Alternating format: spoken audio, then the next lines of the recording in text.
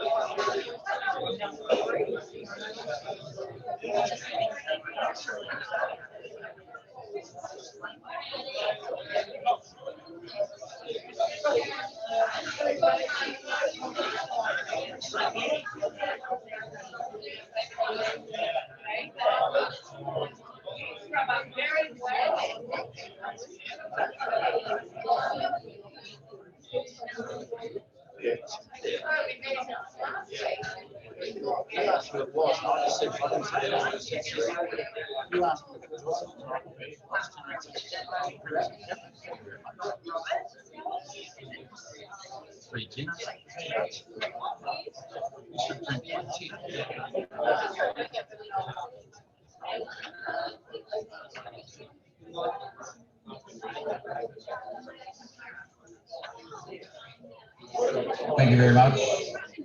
For those laggers at the back there, if you don't hurry up, I'll come around and rip your bloody arms off.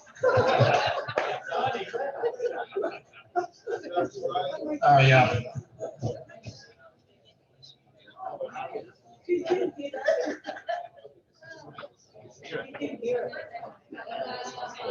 I don't repeat jokes.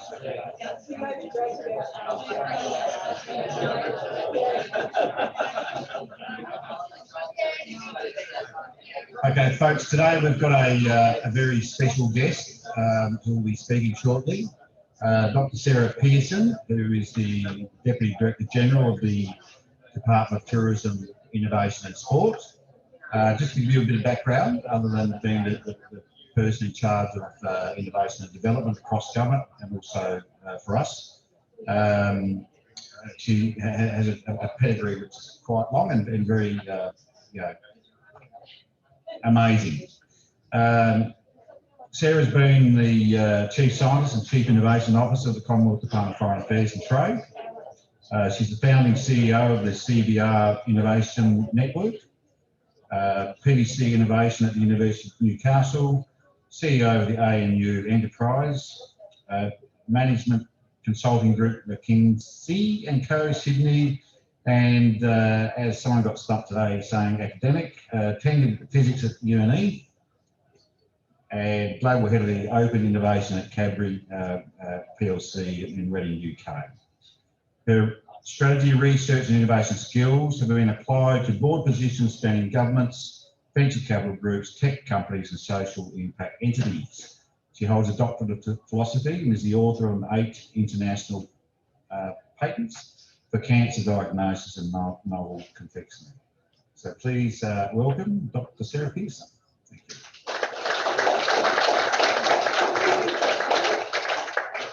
Thank you. Thanks so much for the introduction. And as I said this morning, it is such an incredible privilege and a pleasure to be out here. I'm really, really excited about the things that you're doing here. I'd like to start, though, by acknowledging the traditional custodians of the land that we're meeting on today and pay my respects to elders past, present and emerging, as well as on the lands of people who are either watching now or are going to watch when we have this sent out. I think we're recording this actually. Yeah. I'd also like to acknowledge the tens of thousands of years of Indigenous innovation and science that we can be really proud of. And if there's one thing I really wanted Queensland to be able to do, it would be to be proud of all the fantastic innovators and entrepreneurs and wonderful humans that are changing the world around them, including the tens of thousands of years that have been going on, but also the here and the now. And I'm actually going to talk about that as the future is here. I find it very frustrating that people think emerging economies, emerging science, emerging technology, and people go, yeah, okay, so we don't have to worry about that because that's emerging, it's all in the future, but it isn't. It is here and now. And today, again, it was such a privilege to see the humans here in your region who are living the future, but here and now.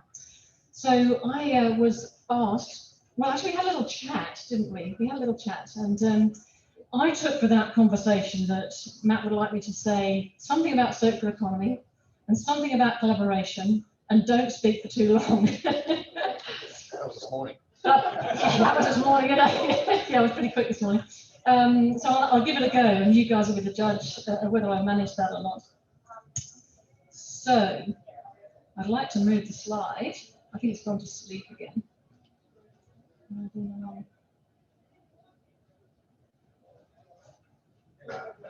I think it does this. You haven't touched me for a while, so I'm just going to shut up.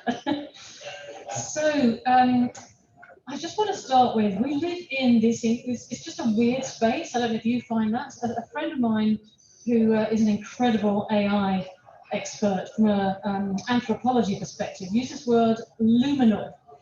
Now, luminal just means we came from somewhere, we're going somewhere, we don't know where on earth we are right now.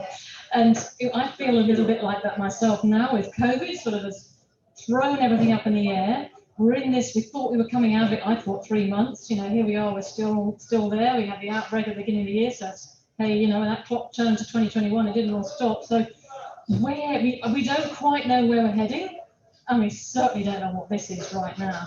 But the point I want to make is it was never going to be, we were never going to know where we were going anyway. We were never going to feel that certainty. We were already heading for incredible uncertainty. There's this amazing futurist called Kurzweil, who does a lot of, obviously, futuristic work, who looks at the future, where we're heading with a tech perspective. And look at the date, in 2001, oopsie, oh dear.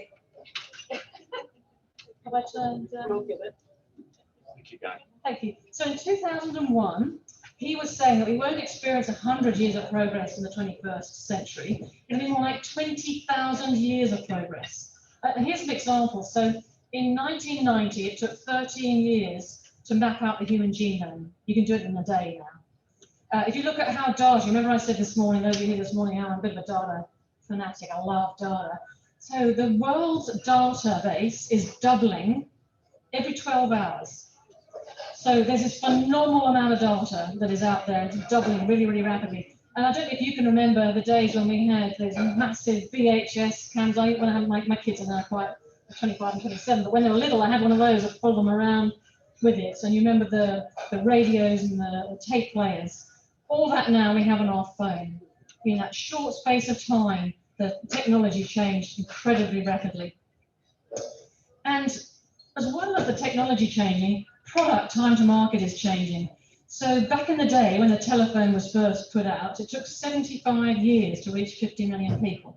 75 years. How long did it take Angry Birds to reach 50 million people? 35 days. And I know that they're not really comparative products, but still, it just gives you that idea that the technology is changing rapidly, the markets are changing rapidly, and actually there's a huge amount of opportunity in that. I admit we have incredible challenges in today's world, but there is phenomenal opportunity too that we can grasp. So life is never going to be the same because of all that's going on, and it's definitely not going to be the same because of COVID. It's absolutely going to be different, but in that are amazing opportunities, as I said. Yeah, I've been hearing how house prices have been going up in your region. Now, is that a good thing or a bad thing? I don't know, that's a challenge. But the important piece of it is it means that you're attracting people here, because people realize that no longer do they have to be confined in the cities. What an amazing opportunity for our regions. You know, people want to be here.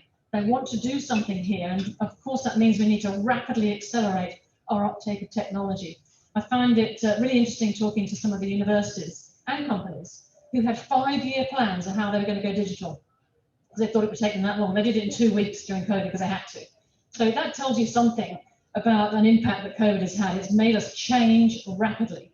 And if you look at the data I showed you, or the stories I told you earlier, everything is changing rapidly. So we need to catch up. So, okay, COVID's been awful, but there's been some good things to come out of it. One of it is, come on, we need to change. The other thing that's changed is supply chains, and you have experienced that, how difficult it is. There have been some severe breakages in our supply chains. I know there's a particular medication that I take, and when COVID hit, I thought, ooh, I might get my prescription a few months early just in case. So, you know, there have been some massive changes in terms of our supply chains and a huge emphasis on sovereign security. Now, you can see that as a problem, and it is obviously a problem, but the massive opportunity is onshoring of our manufacturing. Now, this is nothing new. So with my previous role at DFAT, you go out to Vietnam, and I tell you what, they're not waiting for us. They are pushing forward rapidly for Industry 4.0. They realize that low-cost manufacturing is the past. The only way, well, using human resources, the only way for them to be globally competitive from all sorts of perspectives is to use Industry 4.0, advanced manufacturing, big data, robotics, AI, etc. Huge opportunities for manufacturing for us in Australia, because we know we need to have access to those things ourselves. And then, of course, there's fuel. I was speaking with Alan today from the wonderful port, the what do you call it, the inner CQ port. Yeah, thank you. So, amazing opportunities for storing fuel to make sure we have fuel security. But of course, there's obviously other fuel that we can generate using biofuels, for instance. So that's a massive opportunity. And if you think about the way humans' minds are changing, they're actually becoming very concerned about the planet. They're very concerned about what they consume, and I think there's going to be a lot of opportunity for those sorts of fuels. And I know that some parts of Queensland that are working on that right now. The future of food. Again, these are not new things. They're things that are accelerating because of COVID. People are really, really worried about food security and clean food security. And this is not just our country, so it's not just an opportunity for us here, but an amazing opportunity globally. Australia has come through COVID so phenomenally well. Our brand as being a safe, secure, healthy, and clean place is really, really on the rise during COVID. So there's a massive opportunity for our future food, and I'm going to talk a little bit about future food opportunities in a second. And then, of course, scarcity. We've realised during COVID that everything that you need isn't around. We better be really careful with it. What do we do about this scarcity piece? And of course, scarcity is sometimes seen as a challenge, and again, it's an opportunity. I'm amazed what people can do when they haven't got much. You have to do things differently when you haven't got much. So there's opportunities there for us to use and reuse things that we have. So this the food piece, the future food. I'm just going to give you a few examples. So V2 Foods. This is a company that started, I think, at maximum 18 months ago. There was some research being done at CSIRO about how to change flavors and mouthfeel when you're making meat, but from pulses. So the company that was set up, V2 Foods, was a collaboration with Burger King. So Mr. King is there. Oh, sorry, no, what's his name? I've temporarily forgotten his name, but anyway, whoever he is, the king of Burger King, he's there. No, it wasn't, sorry, it was Hungry Jack's. So it's Jack's in the. So this is a conventional supply chain that they're really seeing this as a massive opportunity. And that company has been growing like you would not believe. They're selling it in supermarkets as well as through these supply chains through Hungry Jack's. Clara Foods, that's using yeast, genetically modifying yeast to produce things like egg protein. What's that going to mean for that industry? Provectus Algae, they're on the Sunshine Coast. They're GMing algae and pumping out all sorts of different chemicals, including colorings for food. Then there's vertical farming. Maybe we think that's something that happens out of space somewhere, but I've seen this in northern Brisbane. So there are people doing this vertical farming, realizing that if we want to be careful about water, vertical farming could be a possibility. Up in Toowoomba, there's some work being done around sensors in pig effluent, not effluent. So they're working out, so what's coming out of the pig, so you can work out how much to put in the pig. If you're putting too much in the pig, why waste your money? And farmers can save tens of thousands of dollars by using this sort of technology. And then, of course, there's all the IoT, Internet of Things work that's been doing in farms, and the robotics, so swarm farms. So lots of ways that we can use technology to make ourselves more productive and efficient, so we can make more and make it better. If you look at the cost of sending satellites up, if you look at the cost of sensors, it's all coming down rapidly. So this is going to be very much accessible. And then, of course, there's the circular economy. So I finally got around to it. I talked about scarcity. So scarcity is one thing that's driving the circular economy, but also obviously the fact we've got so much rubbish. So you can see the stats here. Each year, 90 billion tonnes of primary materials extracted and used globally, with only 9% of it recycled. I don't know about you, but that stat is so shocking. because I'm sure we all recycle our stuff, put it in a recycling bin, you send it off and you think, great, this is going to a good home, something good's going to happen here, but a lot of it doesn't. And of course, then from the perspective of an economy and jobs, which is expected to be extremely valuable, 26 billion per annum. And then for every $10,000 of waste in landfill, you only get 3 jobs, but if you actually recycle it, you've got 9 jobs. So from a jobs perspective, we need to be thinking about this too. But that's just the waste perspective. You can see there's an opportunity there. There's also the challenge that is driving that, which is that overseas countries are no longer taking our waste. So woohoo, we've actually got to look after it ourselves. So there's a bit of a push there, which has led to the federal government wanting to help out a lot with that, as has the state government. So what is this circular economy? Now, Jackie spoke this morning at the circular economy workshop and explained this, and fortunately, well, unfortunately we did this separately, but fortunately we've got the same definition, so that's good. It's got 3 pieces to it. So design out the waste and design out pollution. So, make sure, remember I talked about the pig effluent. Look into the pig effluent and don't waste the food you're giving pigs. Give them just the right amount so you're not wasting it. Lots of work that's being done in terms of, for instance, swarm farm, looking at the chemicals that you use on your farm. Only use it when you need it, so you save yourself a lot of money. You save the planet a lot of pollution too. So there's some examples. Keep the products and materials in use. That's an obvious one. Recycling plastic, recycling paper, recycling food waste. A lot of that with CQ compost, heard about that today. And then also making sure that we're really being careful about how we design those products. So the products are designed so that you can take the bits off easily, you can then recycle those pieces. I've heard of organisations that are making computers, for instance, where there are bits that they know can be recycled and they're easy to take off, and bits that you can't recycle, you can take that and separate them, because obviously separation is a big issue. I've also seen some great technology around plastics. So plastics in our clothing.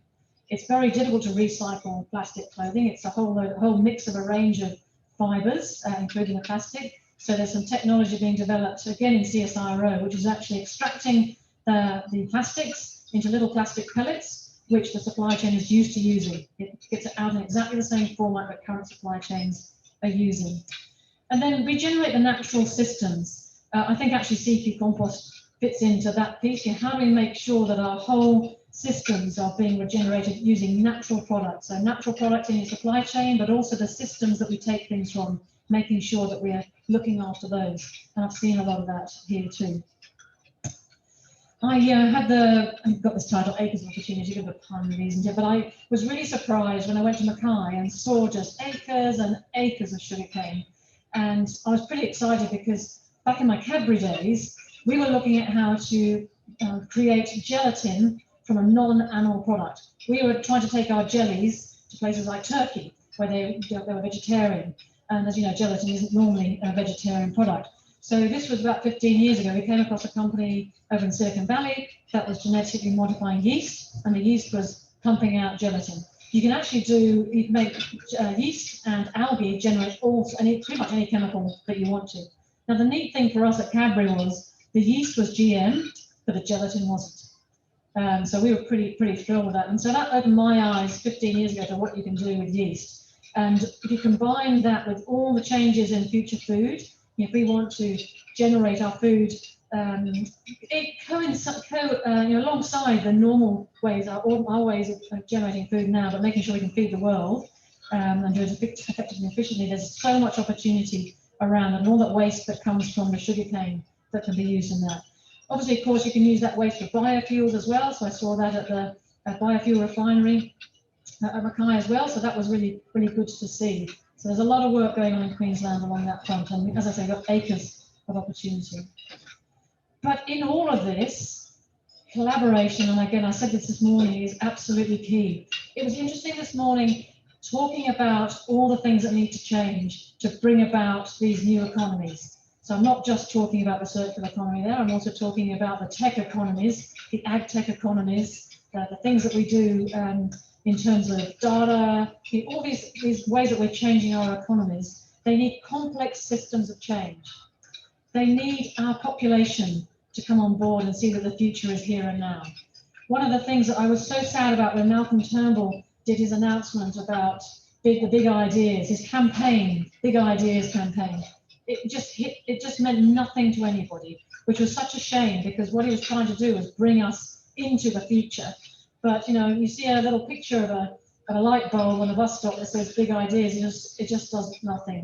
It just didn't help us understand where we were going. But how do we do that? How do we bring the mums and dads and the kids and the companies along this journey? So that's part of the complex system. The other complex system is helping companies see that this is actually going to be really good for them. It's not frightening. It's not just another annoying little sparkly, spangly, innovation-y thing to do over here. It's actually going to really help them be more productive, be more profitable, and to reach those global markets. So how do we do that? How do we help the regulators? I've heard that a lot today. How do we help the regulators to move fast?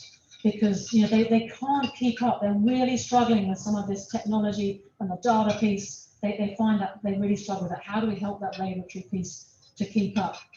The research base, wonderful research being done in the universities, but how do we help it to strategically target our opportunities so that we can grow fabulous high growth, high impact, high value jobs here in Queensland? How do we do that? And then there's, of course, the school kids, etc., etc. You can see the picture I'm trying to put together. We actually all need to be collaborating around some big, hairy, audacious goal. What do you want to do with your economy? What do you want your children to be able to do in the future? What do you want people to say about your region? And I've been hearing it today that you're all pretty excited about the high tech, high growth, high value, impactful businesses that you're building. So you've got that vision. You need to inspire people around that and draw them along that journey. I think that really helps with collaboration. Quite often, I personally find it a little bit academic, but MIT used this diagram here that talks about the sorts of people that need to collaborate. You need entrepreneurs, and I met plenty of those today. You need the risk capital, so some people who are willing to put some money in and they have no idea whether they'll get it back or not. You need the corporates who are willing to take some of those ideas to market or are willing to talk about their consumers and where all that's heading. You need government. We actually, obviously, I think we're probably known best for handing out grants. I really want to change that. I want us to be partners. There's things that need to be done. How do we stand alongside you, with you, all of us in a line, going towards this BHAG and do what each of us is really good at? I actually think government's really good at being a neutral territory. We're the ones that can connect people. We're the ones that can help where there's a gap in the funding, so usually that early stage piece. And we need to tell the stories. It was interesting. I have to be careful. I'm not really a public servant. Okay, so I am employed as well, but I'm not genetically one. I'm just in it for some sort of short period to see whether I can make a difference. But you talk to government and they tend to think that everything's got to come out of a minister's mouth. It does not. We need to mobilise as many avenues as we possibly can to tell these stories, including school newsletters. So the mums and dads can see the great stories. They need to know what you're doing. Including obviously the newsletter that you put out, CHDC. The way that you talk to one another, go and talk at schools, go and talk at the Mothers Club or whatever it is, but just let's get this out. How do we get this message out to those people? So I think that's not included in this structure here. What about the schools? What about the TAFEs? How do we bring all of that together? So I hope you're getting the picture, which is there's a lot of us that all need to work together to drive towards the goals that you are really trying to drive. And the last picture on the end, which is a bit hidden, was from my Mrs. Willy Wonka days. So I was Global Head of Open Innovation at Cadbury. So my job was to look around the world for fabulous ideas to help us solve some of our technical problems or some new products that we could take to market. So an example would be, in Willy Wonka, where you chew the chewing gum and you start with first course and then second course and third course. Yeah, we were trying to do that. What we ended up finding was a little SME that was developing nanoporous silica that they put into a cream for medicinal services on your skin. So it was putting medicine through your skin. Now the nanopores, you could change the size of them so that they would deliver whatever chemical was in them at different rates. If you just change the size of the pores and a different flavour gets delivered at a different rate. So wham, there you go, something from nutraceuticals, take it into food. And I've got a whole lot of other fabulous examples of things that we took out of other sectors and brought in. But the brilliant thing that I loved about that job was that I had to live in a sea of ideas. I knew where my consumers were going, I knew where the brand was going, I knew what the technical challenges were. I had no idea what the solutions were. I was a physicist working in food, what would I know? But I knew that I could work in a sea of ideas and translate that into stuff that we could take to market. And that's something I think is great if companies and organizations can do. They can know they're not the only smart ones in the room. There's actually lots of great people with ideas that they would never have dreamed of that they can bring into their sector. So I really encourage you to do that too. Think outside the box, look elsewhere for solutions to some of your challenges. Draw as many polymaths, who are these weirdos who can think across all sorts of sectors into your workshops. So I'm government, so I've got to do the government piece too, which is, so what are we doing to help, right? So we've just launched an ag tech hub in Toowoomba. Now, that's not the only one. I know you've got a whole of ag hubs going on around the rest of Queensland too, but how do we make sure they all work together? I think, again, I know this is recorded, I'll be in all sorts of trouble, but government's very good at ticking a box and launching something. What we really need to do is make sure that this hub that we've launched connects in with what you need. So please, if you ever want help and you're not getting it in your region, please reach out and we can connect you with that hub too. The Advanced Robotics for Manufacturing Hub. There's some neat guys and gals who are really trying to help, particularly manufacturing, move to this Industry 4.0. So how do we translate our current manufacturing to this new modern manufacturing, which will help us be more productive? Manufacturing hubs, which I'm sure a lot of you know, the Rockhampton one, Townsville and Cairns happened too, and I believe in the election there were a couple more that were announced. So you can see we now have a minister in Queensland for manufacturing, particularly advanced manufacturing. So I think there's huge opportunities for the regions around that, because there's no way, we wouldn't do that in southeast Queensland because it's so expensive. But let's get some stuff happening out near ports, and including your port here, that helps us be really good at manufacturing.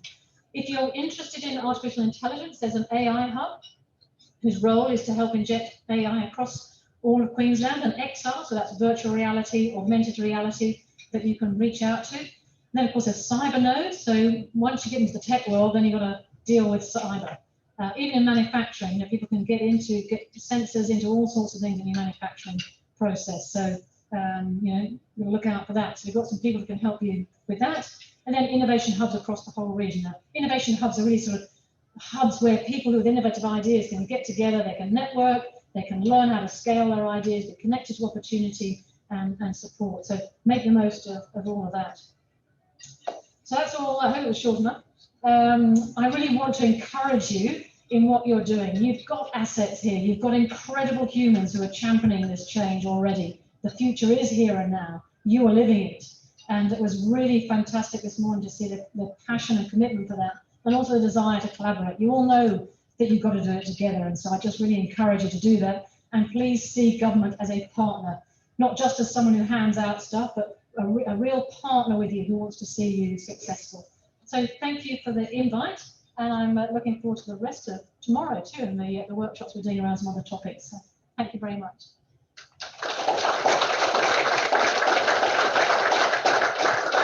Thank you very much, Sarah. Yes, that's perfect. Look, we know you're interested in circularity, and that was the purpose of that direction, I suppose. And collaboration, even if we're talking about just basic business development, we need to collaborate. Not dismissing competition, I think collaboration, if you're getting together at the high-end level, get groups of people together to go forward, that's collaboration. But we'll still need, and there will be competition at the delivery end, and sometimes it's good to have that competition. But needing to get together to sell, not just Central Queensland, but ways of doing business, especially with like our supply chains that go inter-regional. And that was one of the first drivers of the design of what we're doing. One of the things that we want to note too, for those who are just here and haven't been to the first two sessions, we're really sounding out this workshop about these foundation matters. Whatever system or good program should be around these thoughts, not just the issues. If you develop a system or a program based on issues, that tend to have a short life because issues change depending on the audience and the societal changes as well. So look, very busy day today. We've got lots of information. The virtual workshops are great with the momentum build-up. We have got a large number of people, many who couldn't get here either online or in physical. And there's many reasons. Some are on holidays still. But look, there's been great momentum, and the challenge for us and the project management team and CACC is make sure that we deliver benefits to clients who are quite stressed, and that's that concrete actions on the ground. We need to get there quickly. The networking, cluster networking we first talked about, the reason we like that theory of coming up with a system of getting people together, it's a non-invasive way of doing business, of connecting people. It can use existing nodes and existing systems, and it's already happening. Even one of the groups online today, they are swapping notes about catching up with each other. The greater Whitsunday Food Network is going to go and visit the Indigenous group out at Aramac. They've also offered to help the new Central Grow Q group out at Longreach. So there are actions already, and that's great. And the more that we can get behind this movement, I suppose, that is going to be Central Queensland owned for Central Queensland benefits, the benefit of all of us. So thanks very much for input today. And also for those who have been visited by the delegation, thanks very much for your time too. The CQ Inland Port, the Swarm Farms, CQ Compost, it takes time, your time away from your normal business to accommodate visitations like this. It's a mutual benefit, but thanks very much for giving your time and an option for Sean and Sarah and Co to visit. And there's more tomorrow. Chair Hinton meets the Drones and School group as well. So I hope the delegation gets a lot from visiting those people too. And others I may have forgotten. But thanks very much for offering that opportunity for the delegates to visit those operations. And there are many more out there as well. We had 25 applications for Code 2020 before it became defunct. 15 of those were from the Central Highland. So there's a lot more action out there with smaller groups with great ideas. So getting together, getting confidence and going forward is what we're trying to accommodate. So thank you very much for your time today, and for those tomorrow as well. And thank you, Sarah.